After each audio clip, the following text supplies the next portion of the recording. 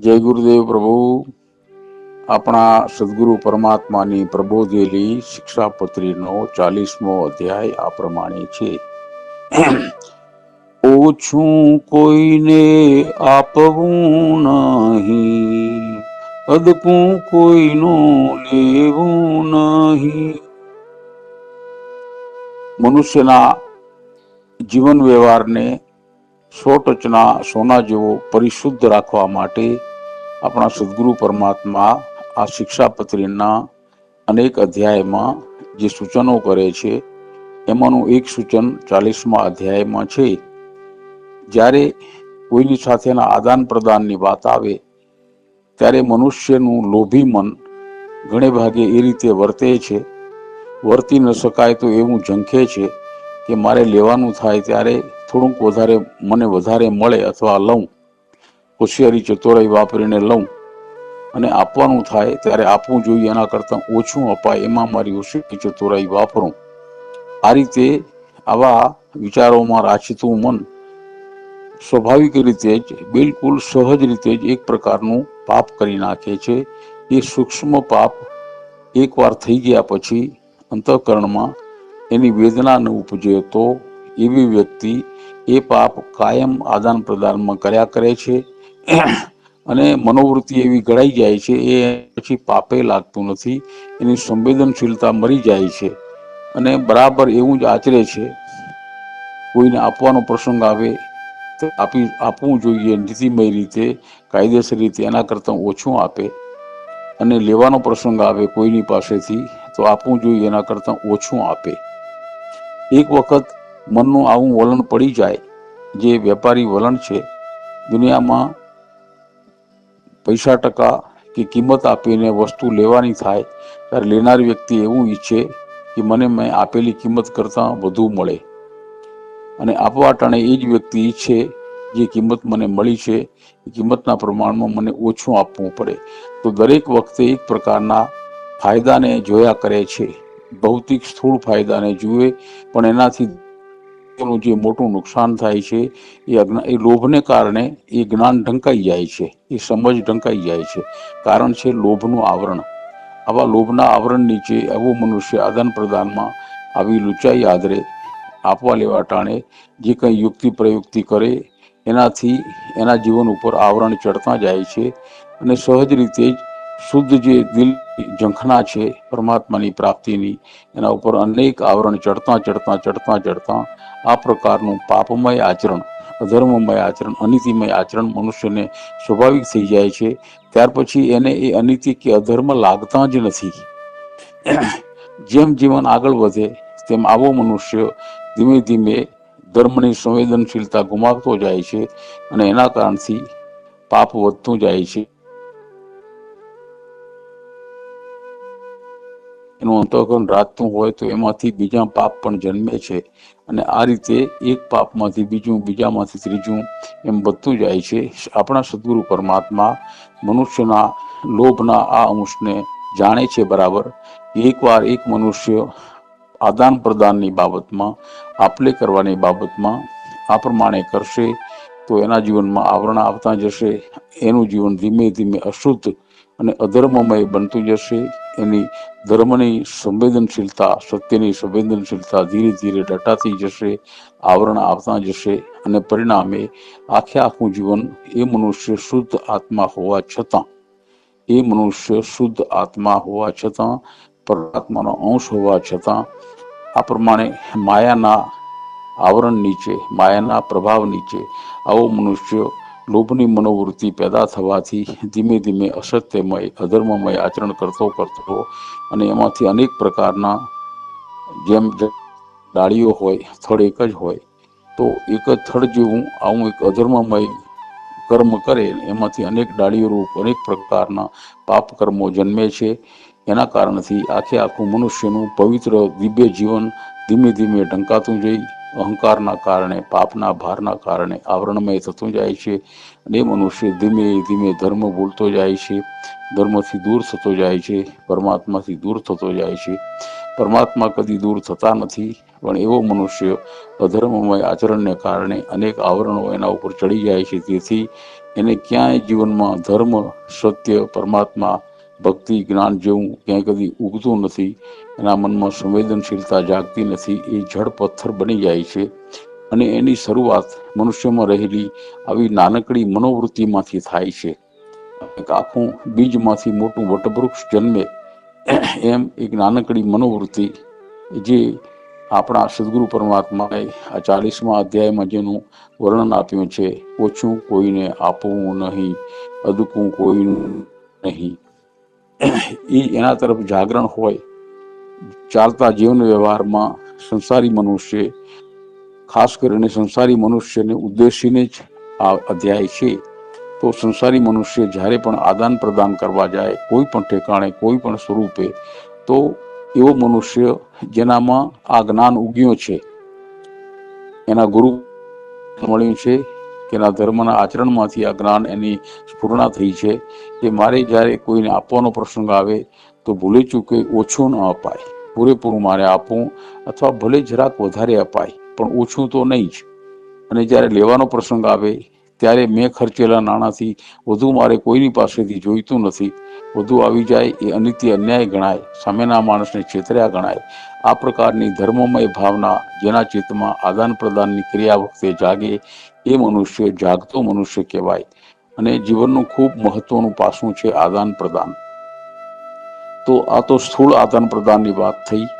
એવી રીતે સૂક્ષ્મ આદાન પ્રદાન, મનુષ્યના જીવનમાં અનેક પ્રકારની પ્રેરણાઓ પડેલી છે. એમાંની એક પ્રેરણા છે, અહંકારથી પ્રેરિત મનુષ્ય જગતમાં માન સન્માન શોધતો ફરે છે.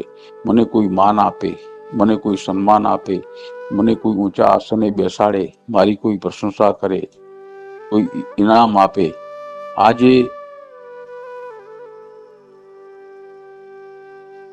એ મનોવૃત્તિ છે, એ પોતાના અધિકારથી મને વધુ મળે, અદકું કોઈનું લેવું નહીં.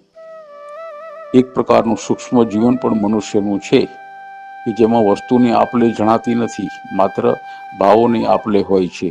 તો એવી વખતે પણ ખરો નિયમ એ છે, ખરો જાગતો મનુષ્ય એ છે કે જગતને પ્રેમ આપતો ફરે.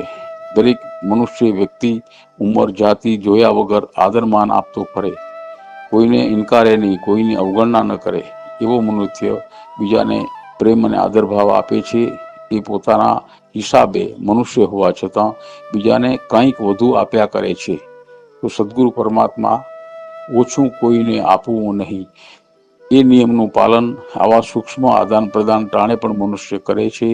અને એવો મનુષ્ય જે આ રીતે સૂક્ષ્મ ભાવનામાં વિચરતો, જગતની વચ્ચે ફરતો, પરિવાર સમાજની વચ્ચે ફરતો, પોતે કંઈ નથી તો પરમાત્માનો સેવક છું એમ સમજી જે કોઈ મનુષ્ય સામે આવે એને માન સન્માન આદર આપે, એને પ્રેમ આપે, એની સાથે બેસે તો એને આનંદ કરાવે, તો સહજ રીતે જ કંઈક આપી શક્યો. અને એની હાજરી માત્રથી કોઈ મનુષ્ય રાજી થાય, એના મનનો ભાર હળવો થાય. એના હૃદયમાં કોઈ કડવી લાગણીઓ હોય તો કડવી લાગણીઓનો નાશ થઈ ને પ્રેમની આનંદની લાગણી જન્મે. એ કોઈને વધુ આપ્યું ગણાય એવા અર્થમાં. અને એવો એ જ મનુષ્ય આપી શકે કે આદાન પ્રદાનના નિયમ બાબતે જાગૃત છે. તો આ રીતે આદાન પ્રદાન બે રીતનું છે. સ્થૂળ આદાન પ્રદાન ચીજ વસ્તુના રૂપમાં, અને સૂક્ષ્મ આદાન પ્રદાન છે કોઈને પ્રેમ આનંદ આપીએ તેવા સ્વરૂપમાં છે, આદરમાન આપીએ તેવા સ્વરૂપમાં છે. તો એ બે રીતે જે મનુષ્ય, જે વ્યક્તિ પોતે પોતાના જીવનમાં જાગૃત છે, ખાસ કરીને આદાન પ્રદાનની બાબતમાં, ભૂલી ચૂકે મારાથી કોઈને ઓછું અપાય નહીં અને કોઈની પાસેથી વધુ લેવાઈ ન જાય, બરાબર જાગૃતિની જે વર્તે છે, એવો મનુષ્ય અહંકાર વિનાનો છે. મને મારા ધર્મ સિવાય, મારા હક સિવાય બીજું કંઈ જોઈએ જ નહીં. અને આવો મનુષ્ય એના જીવનમાં કદાપી કોઈ પાપ કર્મ આવી શકતું નથી, અણહકનું એના જીવનમાં પ્રવેશતું નથી. એનું અંતઃકરણ સદા શુદ્ધ રહે છે, તેથી પ્રેમ અને આનંદમય રહે છે. એ સહજ એની પ્રસાદી હોય છે, એ સહજ પ્રસાદી છે. જે વ્યક્તિ આવા શુદ્ધ અંતઃકરણથી વર્તે એનું જીવન પ્રેમ અને આનંદમય રહે. અને પ્રેમ અને આનંદ એ બે દિવ્ય ગુણો છે. એનો આધાર છે મનુષ્યનો સમર્પણ ભાવ.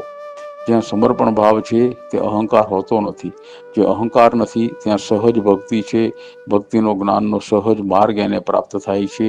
અને આ રીતે એ મનુષ્ય પોતાના જીવનને કેળવતો પોતાના અહંકાર હોય તો ત્યાગ કરતો, કંઈ પણ બને તો એમાં પોતાની પ્રથમ મારી કંઈક ભૂલ છે એવું અનુભવતો, મનથી પીડા વેઠતો એવું મનુષ્ય પોતાની ભૂલને શોધતો, જગતમાં ક્યાંય બીજી ભૂલ છે જ નહીં, ભૂલ જ મારી છે, આવી રીતે પોતાના શુદ્ધ અંતઃકરણથી રાચતો મનુષ્ય એક દિવસ પરમ દિવ્યતાને પ્રાપ્ત થાય છે. તો પરમ દિવ્યતાને પ્રાપ્ત કરવાનો રસ્તો આપણા સદગુરુ પરમાત્મા આપણા પોતાના જીવનનું એક મહત્વનું કાર્ય ઘટના છે, આદાન પ્રદાન. જો કોઈ વ્યક્તિ, કોઈ મનુષ્ય અંદરથી જાગતો હોય તો પોતાના આદાન પ્રદાનને શુદ્ધ રાખી શકે તો એના જીવનમાં જે ઘટના ઘટે એ આપણે અહીંયા ચર્ચી ગયા. તો એના મૂળમાં છે આ 40મા અધ્યાયમાં સદગુરુ પરમાત્મા જે 1, 2, 3, 4, 5, 6, 7, 8 જ શબ્દોમાં વર્ણવીને આપણને આપે છે. એક પ્રકારની સર્ચ લાઇટ છે જીવનના શોધન કરવું એટલે શુદ્ધ કરવું. જીવનના શુદ્ધિકરણની આ એક સર્ચ લાઇટ છે. મારા જીવનમાં ક્યાં અશુદ્ધિ છે? આંખ બંધ કરી પોતાના કર્મ વિશે વિચારતા કોઈ પણ મનુષ્ય મારા કર્મ, મેં ભૂતકાળમાં કર્મ કર્યા એમાં અશુદ્ધ કર્મ કયા હતા એ શોધી કાઢે અને એ કર્મ ફરીથી એવું અશુદ્ધ કર્મ ન બને તો એ જીવનની શુદ્ધિની શરૂઆત ગણાય. અને એવું તો જ બને એ વ્યક્તિ જાગ્રત હોય તો. એવી જાગૃત વ્યક્તિ પોતાના આદાન પ્રદાનના કર્મ વખતે પૂરેપૂરો જાગૃત રહી સદગુરુ પરમાત્માએ સૂક્ષ્મ રીતે આ 40મા અધ્યાયમાં જે આપણને બોધ આપ્યો છે એ બોધમાં એ મનુષ્ય જાગૃત રહે છે અને પરિણામે એનો તમામ જીવન વ્યવહાર ખૂબ જ શુદ્ધ રહે છે. અશુદ્ધિ આવતી નથી, અણહકનું કશું એની પાસે આવતું નથી. એની મનોવૃત્તિ શુદ્ધ રહે છે. શુદ્ધ મનોવૃત્તિમાં જ પ્રેમ અને આનંદ પનપ્યા કરે છે, શુદ્ધ કર્મ પનપ્યા કરે છે, કોઈની સેવા કરવાની મનોવૃત્તિ જાગ્યા કરે છે અને પોતે કષ્ટ વેઠે બીજાની સેવા કરે આવી મનોવૃત્તિ જાગ્યા કરે છે. અને એવો મનુષ્ય ધીમે ધીમે દિવ્યતા તરફ ગતિ કરે છે. એ એક પ્રકારની જીવન સાધના છે. એ એક પ્રકારની એક પગલાની, એક કદમની જીવન સાધના છે. જો જીવન સાધનામાં આ પહેલું પગલું યોગ્ય રીતે ભરાય તો બીજું પગલું એ દિશામાં યોગ્ય રીતે ભરાશે જ. હજારો ગાઉનો પંથ એક પગલાંથી જ કપાય છે. જે વ્યક્તિ પોતાના જીવન વ્યવહારને આ રીતે શુદ્ધ રાખી શકે અને જાગતો રહે તો એક પગલું ભર્યું ગણાય. એવું જ્યારે પણ કર્મ ઉપસ્થિત થાય ત્યારે બીજું પગલું, ત્રીજું પગલું, ચોથું પગલું એમ પગલાં ભરતે પોતાના જીવન વ્યવહારને શુદ્ધ કરતા એક દિવસ દિવ્યતાને પ્રાપ્ત કરી જાય છે. એને માટે સદગુરુ પરમાત્માએ આ અધ્યાય લખીને આપણને એક માર્ગ બતાવ્યો છે. એમાં જાગૃત રહીએ. એ જાગૃતિ જ જીવનનું પરમ આભૂષણ બની રહે એટલા માટે થઈ બહુ ઓછા શબ્દોમાં સદગુરુ પરમાત્માએ જે આપણને શીખવ્યું છે એનો અમલ થાય એવા ઉદ્દેશથી ભક્તિભરી પ્રાર્થના સદગુરુ પરમાત્માને ચરણે મૂકી ને આપણે પટોળને ફરી એકવાર એનું ગીત ગાઈશું અને ત્યાર પછી પૂર્ણાહુતિ કરીશું. 40મો અધ્યાય. ઓછું કોઈને આપવું નહીં, અદકું કોઈનું લેવું નહીં. જય ગુરુદેવ ભગવાન.